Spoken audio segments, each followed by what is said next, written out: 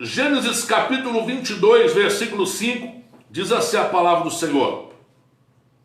E disse Abrão a seus moços: ficai-vos aqui com o jumento, e eu e o moço iremos até ali.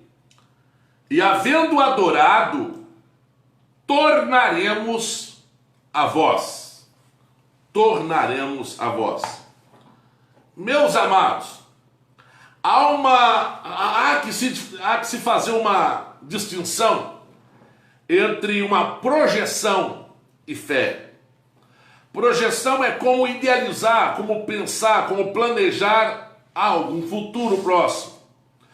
Há de se fazer também uma distinção entre torcida e fé, onde você almeja muito que aquilo aconteça. Você fica torcendo para algo acontecer. Há de se fazer também distinção entre expectativa e fé. Porque a expectativa é simplesmente uma perspectiva do futuro, onde você deseja que seja aquilo que seja para acontecer. Você começa a ter aquela ansiedade para esse acontecimento. E a fé é totalmente diferente. A fé, ela é por Deus, ela é criada pelo próprio Deus. Então, sem Deus, não é possível ter fé. E sem fé, também é impossível acessar a Deus. Elas estão interligadas. A Bíblia diz que Deus é o autor da fé. Ele gera a fé. E a fé, ele nos aproxima de Deus. Tudo que conquistarmos de Deus será mediante a fé. Inclusive, sem fé, será impossível agradar a Deus. E o texto que nós lemos fala de Abraão expressando-se. Ele dizendo, numa situação que você já deve ter ouvido, é a mensagem, inclusive, que o nosso querido e saudoso missionário Davi Martins Miranda ouviu no dia da sua conversão. O sacrifício de Abraão sacrificando o seu filho, levando o seu filho para sacrifício, para sacrificar. O Senhor apareceu a Abraão e diz assim: ofereça o teu filho, o teu único filho, a quem tu amas. Deus sabia o que pedir de Abraão. Abraão até então já tinha um filho adotivo chamado Eliezer, o Damasceno Eliezer, que era mordomo de sua casa, e ele tinha muita consideração por esse rapaz, muita. Também ele tinha um segundo filho adotivo, que era seu próprio sobrinho, que ele criava como filho, que era Ló. Tinha muita consideração, muita consideração. Também ele tinha nesse momento já também um filho, não adotivo, mas um filho dele mesmo com H, que era Ismael. E aí ele tinha um quarto filho, o filho dele com sua esposa Sara, o filho dele chamado Isaac.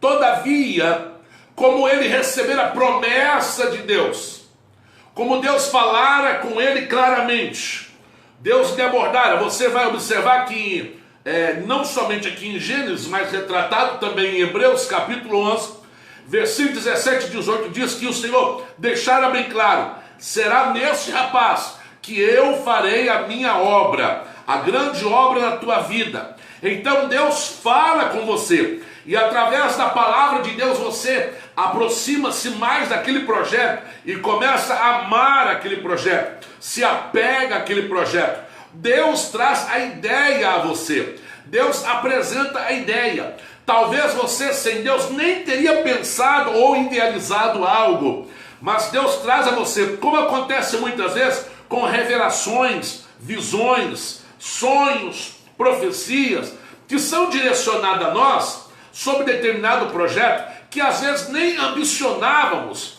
Todavia, a partir daquele momento em que nos foi apresentado aquele projeto, nós nos apegamos a ele e começamos a desejá-lo, começamos a desejar que ele se realize. Assim é com Abraão. Ele não teria condições de ter filhos, mas Deus chega para ele e faz uma proposta. Olha, eu vou, olha só, uma promessa e proposta. Eu vou abençoar você, e a tua descendência será poderosa. E Deus deixou bem claro: não será através desse filho, desse outro, não.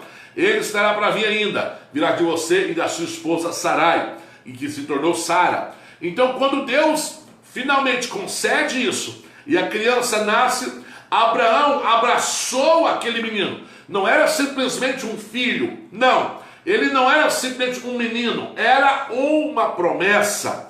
Ele era uma bênção que Deus prometera. O nome Isaac significa sorriso, porque o tempo todo estavam sorrindo finalmente. Deus cumprindo a sua promessa. Não era um filho a mais, não era simplesmente um menino que nascia, era um projeto de Deus. Sabe quando você começa a viver o projeto de Deus, você começa a ficar empolgado, depois de tanta profecia, depois de tanta revelação. Não estou falando de um caso de um menino a mais, que às vezes nasce até de uma gravidez indesejável. Ele travou tudo aqui, né?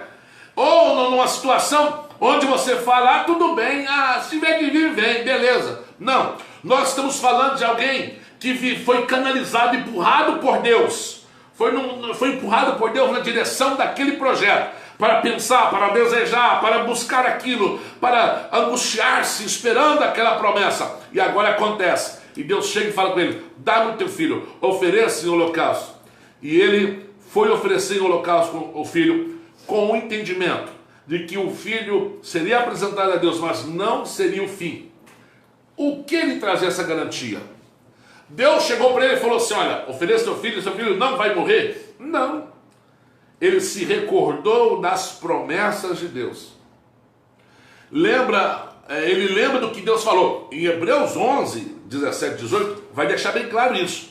Que a convicção dele, de que o filho não ficar, ali não era o filho não estaria no seu fim, e mesmo se morresse, Deus o restituiria dos mortos.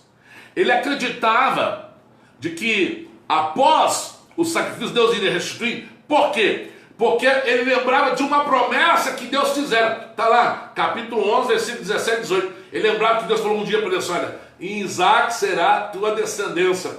Então aquilo lhe trouxe muita fé. Aquilo lhe trouxe uma fé tremenda, uma fé poderosa. Aquilo lhe trouxe uma fé descomunal. Olha a importância de confiar na palavra de Deus, importância de esperar na palavra de Deus, mas vai depender do grau de confiança que você tem nela, porque de repente você não crê na palavra de Deus. Tem pessoas que não vão conseguir crer, ele tem dúvida, ele lê a Bíblia, lê vários livros. Eu conheço pastores, né, se dizem teólogos, que dizem assim, bem, a Bíblia fala assim sobre tal personagem, mas eu encontrei um livro que explica que não é bem assim. Já pensou? O camarada diz, a Bíblia diz assim, mas eu fiz uma descoberta, não é bem assim. Esta pessoa não terá muita confiança na palavra de Deus. Há pessoas que creem, a Bíblia fala isso, mas talvez não seja bem assim. Essas pessoas não têm muita convicção. A Bíblia não é bem um escudo para ela, não é algo que se possa escorar, é frágil, é uma variável. A Bíblia depende muito, né? Depende. Não, a palavra de Deus é viva e eficaz. Quando você recebe a palavra de Deus, qual o grau de confiança que você dá a ela? Há pessoas que recebem revelação, profecia, e diz assim, mas eu não sei não, eu sei que Deus quer fazer isso, mas não vou fazer não. Você jamais poderá tomar posse e nem sobreviver na hora da dificuldade, porque você não dá muito crédito na palavra de Deus. A palavra de Deus é para ser recebida, abraçada, vivida. Abraão vai ter uma convicção porque ele confia no que Deus falou. Ele tem certeza. O que Deus falou para ele. Olha, tem bastante tempo que Deus falou a última vez com ele. Se você olhar, nós estamos no capítulo 22, e você retornar no capítulo 21, você vai ver o nascimento de Isaac, no capítulo 21. O capítulo 21 ainda, com um menino com 13 anos de idade, olha para você ver a distância, quando ele libera o menino para ir embora. Ele despede o menino e o menino vai embora. Isaac, eu estou falando de Ismael, né? Ismael com H. Abraão, Deus conversa com ele, né? Deus fala, pode deixar, deixa o menino, né? Deus já tinha falado com Abraão antes, mais uma vez. Deus está sempre falando aqui. Só que não é assim, Deus falou hoje, amanhã, de novo, de manhã, amanhã à tarde, amanhã à noite. Às vezes passa anos sem Deus falar. Ele continua lembrando aquela mensagem que Deus falou há 13 anos atrás, há 10 anos atrás, há 11, há 5 anos atrás. Ele continua crendo. Ele crê que a palavra de Deus não tem uma data de validade, que perdeu a validade. Ah, Deus falou e deixou, agora era para outro tempo. Não há aquelas pessoas? Há pessoas que crêem, por exemplo, que o que Deus falava nos dias do nosso missionário Davi Miranda não vale mais para agora. O que ele pregava, o que ele condenava, cheio do Espírito Santo, condenando o pecado, a vaidade, o erro, as pessoas não creem mais. Eu tenho dó dessas pessoas, porque para elas o evangelho está em constante mutação, né? Constante mudança, evolução. Não crê na infalibilidade da palavra de Deus. Não creem. A palavra de Deus não muda. E é nela que você se escora. A palavra de Deus, olha, ela é água para o sedento. A Bíblia deixa bem claro que ela é água, né? A Bíblia fala que ela é pão. Pão. Fala que ela é remédio. Ela é remédio. A palavra de Deus, ela é luz. A palavra de Deus é martelo para arrebentar a pedra, que arrebenta a marreta, pá, que arrebenta a penha. A palavra de Deus é fogo. A palavra de Deus é espada. Aquela espada que sai da boca ali na visão que vê Jesus Cristo com a espada saindo de sua boca. A palavra de Deus é escudo. A palavra de Deus é escudo. A palavra de Deus, ela é tão poderosa que ela alcança lugares que não é possível alguém alcançar, um objeto alcançar. A divisão da alma e do espírito, juntas e medulas, que acessa isso. A palavra de Deus é forte. A palavra de Deus é eterna. A palavra de Deus é infalível. Onde o Senhor diz, passa os céus e a terra, mas as minhas palavras não hão de passar. A palavra de Deus é polivalente. A palavra de Deus é universal. A palavra de Deus consola. A palavra de Deus é pedagógica, ela ensina. O salmista falou, eu sou mais sábio do que os meus professores, por causa das tuas palavras, dos seus mandamentos. A palavra de Deus é experiência. A palavra de Deus é força, que ele fala e traz força. A palavra de Deus ela é poderosa para criar, para chamar a existência. Pela palavra, todas as coisas foram criadas pela palavra. Ela é criadora. E você, às vezes, mais crê se ver, se alguma coisa acontecer. A palavra de Deus é o suficiente. Tem que ser suficiente. Abraão é o pai da fé, porque diz o seguinte, olha, ele creu no que Deus falou, já é o suficiente.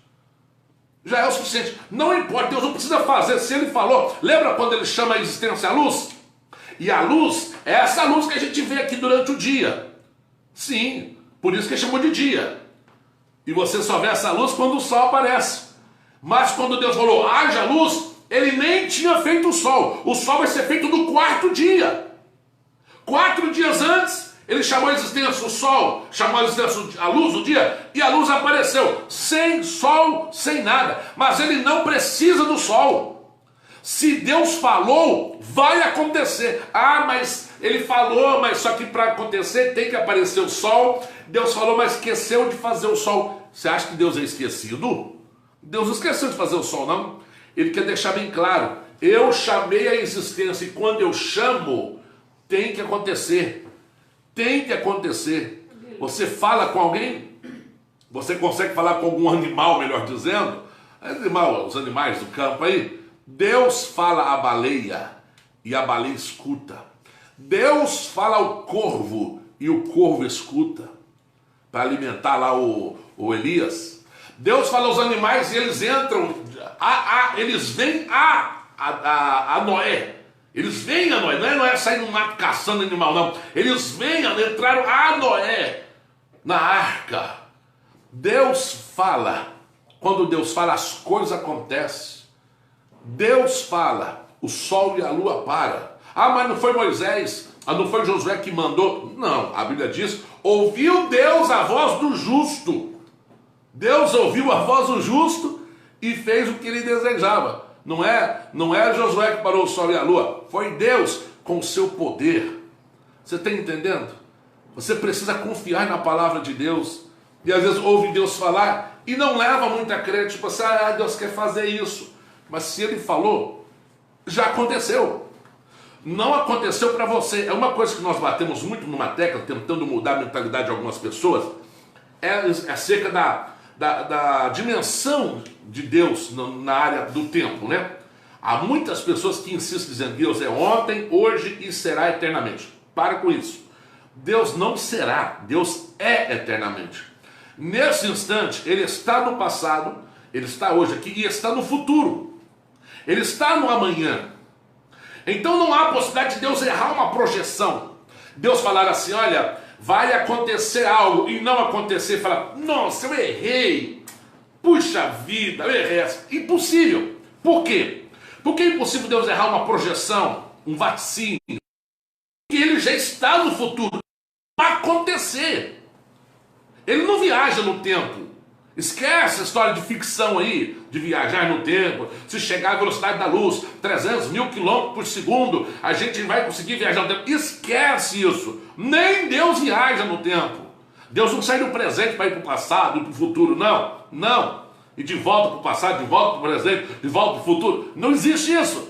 Porque nesse instante que estamos falando, Ele está no passado, Ele está aqui no presente e Ele está no futuro. Então quando Deus diz para Abraão, Abraão, a tua descendência será como a areia do mar. Abraão, ele entendeu que Deus já viu lá. Então por isso que o justo não anda por vista, ele anda por fé. Ele sobe, a fé faz com que ele tenha a visão de Deus, do que Deus está vendo. E na visão espiritual, ele vê a sua descendência muito grande. Então quando ele vai sacrificar o filho dele, ele tem certeza e fala com os servos dele ali, olha, vou subir com o moço, oferecer sacrifício a Deus, e tendo oferecido, retornaremos, voltaremos. Hebreus 11, 17, 18 diz que ele tinha convicção por causa da palavra. Deus falou daquilo que viu. Confie na palavra de Deus. Confie. Contra a palavra não aceito nada. Não estou nem aí para o que os cientistas dizem. Os cientistas nunca irão invalidar a palavra de Deus. Nunca. Por mais que seja um experimento, observação, mas isso é um projeto empírico. Isso aqui foi uma observação empírica, bem processada, bem trabalhada. Não estou nem aí. Se vai contra a Bíblia, a palavra de Deus, eu refuto, eu não aceito, eu abomino. Mas aqui eu quero provar para você. Nossa, não estou nem aí com provas. Em primeiro lugar, a palavra de Deus e pronto. Ela é o suficiente. Eu confio nela. Eu creio nela. Então quando Deus falar comigo, eu terei ela como escudo. Ou para que serve o escudo? Para te proteger. Abraão, ele está acabado, subindo no monte pensando, não vou perder meu filho. Não, a Bíblia não diz isso. A Bíblia diz que a palavra de Deus é escudo. Ele está blindado, ele está protegido. Ele está pensando, não é o fim não. Sabe por quê? Porque um dia Deus falou comigo.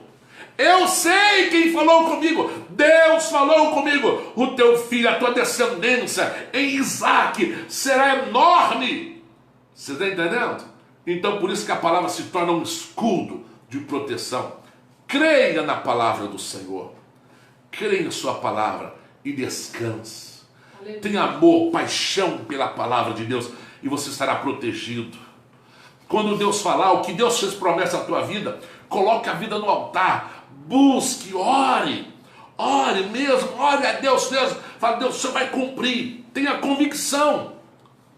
Hebreus 11, ainda o Senhor diz assim, que é necessário que aquele que aproxima de Deus, creia que Ele existe e que é galardoador daqueles que o buscam. Tenha essa fé, creia na sua palavra, creia na palavra de Deus, não aceite nada que venha contrariar a palavra de Deus, e se Deus falou, é o suficiente, amém?